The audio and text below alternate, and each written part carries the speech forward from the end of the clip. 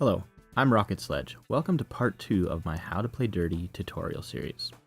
If you haven't seen part 1, you can check the link in the description where I'll teach you some techniques and strategies to getting demos in Rocket League. Moving forward with part 2, we're going to start applying that knowledge to game situations. In this video, we're going to be looking at defensive demos. I'd probably say half the demos I get are in the defensive zone, because it's true, they can't score if they're no more. I'm not sure who came up with that corny line. We're going to be dividing this video into sections. To start out with, we're going to look at the last man back situation, some demo plays that are available to you, as well as some common mistakes to avoid. When you're the last man back, there's a few options available to you. Usually you're going to be rotating wide in behind your teammate as he challenges the ball, but you could also cheat for a pass or take the opportunity to remove one of the attacking players. Now in twos, a defensive demo often gives an opportunity for a good clear or even an offensive chance the other direction. Little known fact, the water pressure in Aquadome actually shrinks the nets, so this would have been a goal on any other map. I'd probably call last man back defensive demos the easiest demo to start implementing in your game, as well as the least risky if you're going to follow good rotation. Now I call it the easiest because most times you're coming in behind the play, so everyone's looking forward at the net and the ball. And as you can see here, I don't need to alter my rotation. There's a player waiting right in front of me as I head to the back post, and I can take him out. So that's going to be your usual target as the last man back, removing that player waiting for the pass. Now there's a caution about how far out of your way you should go to pick up that demo. So I would probably call this a borderline play in that a miss could have gone poorly for us. This next example is definitely a do what I say, not what I do, in that I had no business heading over into that corner for the demo, and we were fortunate to not get scored on here. The key to the last man back defensive demo is whether you get the demo or not, the attempt should not interfere with your rotation or you taking your turn to challenge the ball. In this play, the player jumps over me, but I'm still in good position to push that ball to the corner. The most common mistakes I see when it comes to defensive demos is people ignoring the ball, ignoring rotation, and going for demos that have no impact on the play.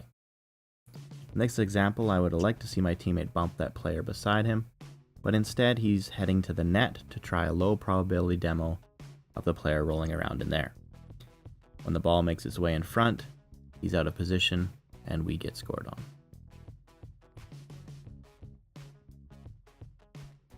Another similar example here, I'm kind of making a desperation save and I don't get the greatest hit.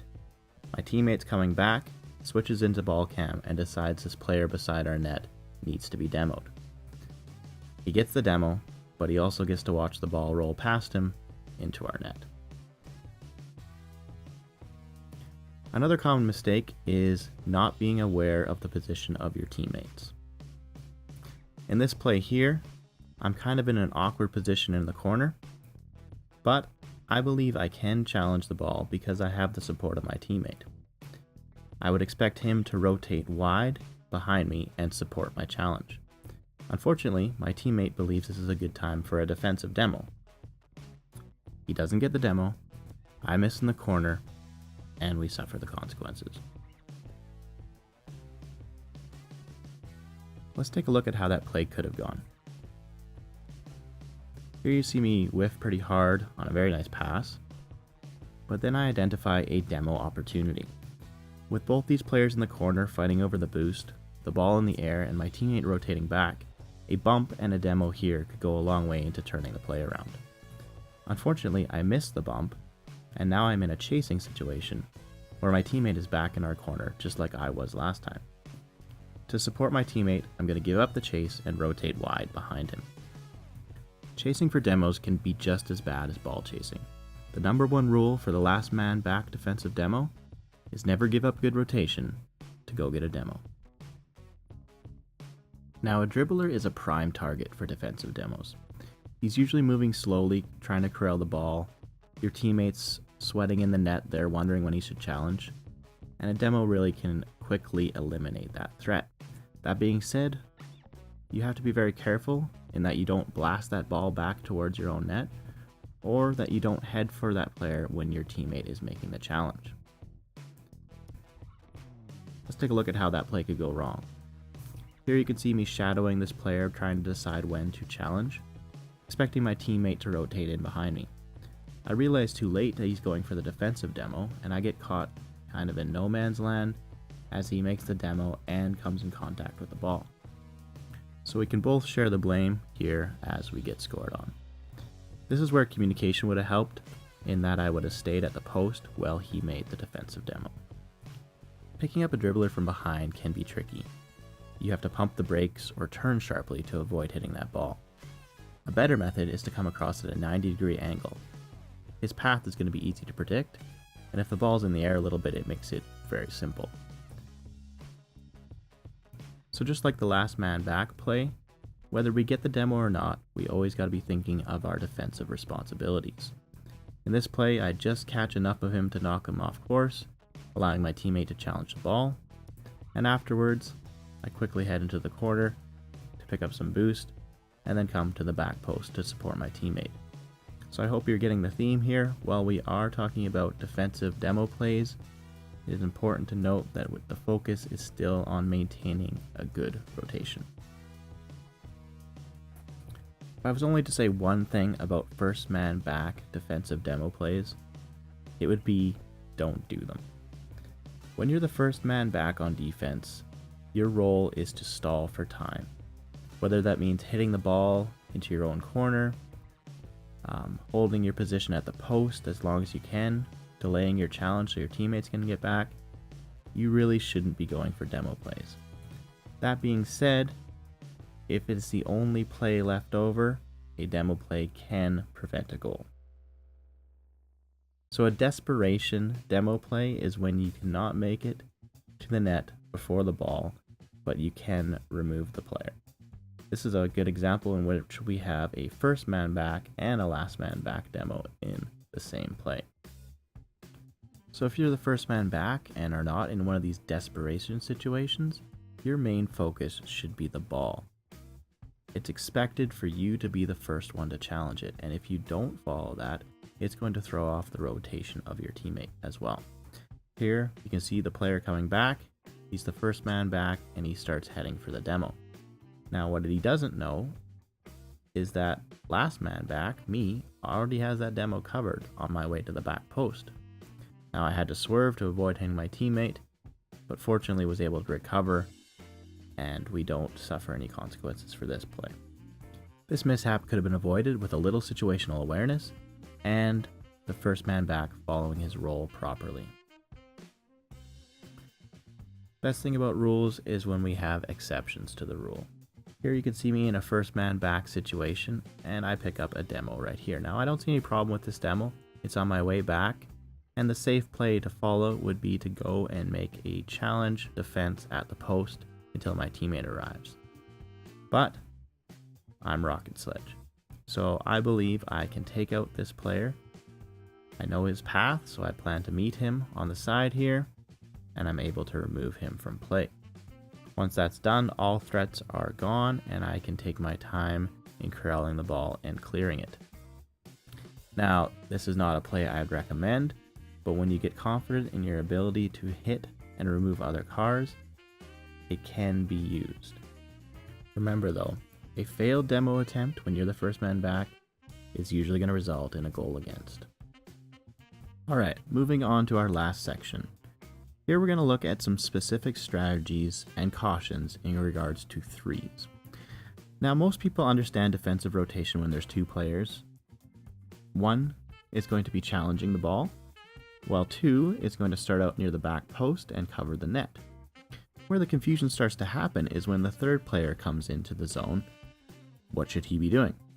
Well, third player's main priority is always going to be to support two. So if 2 goes in to replace 1 or makes a save, 3 would come into the net. Now if there's some time, player 3 could make a wide rotate and go for the corner boost before replacing 2, though picking up small boost pads on the way back would be a better option.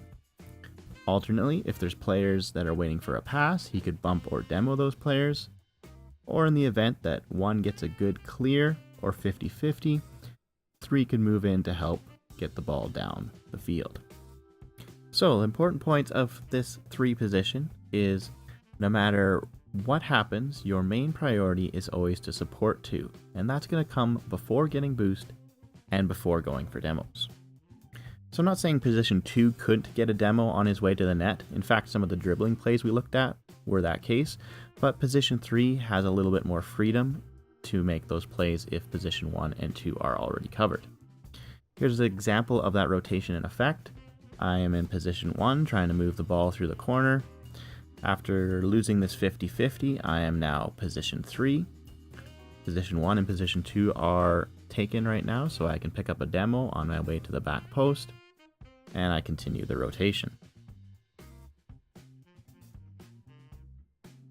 In this play, I'm going to consider Teth to be position 1, even though he's kind of chasing the ball.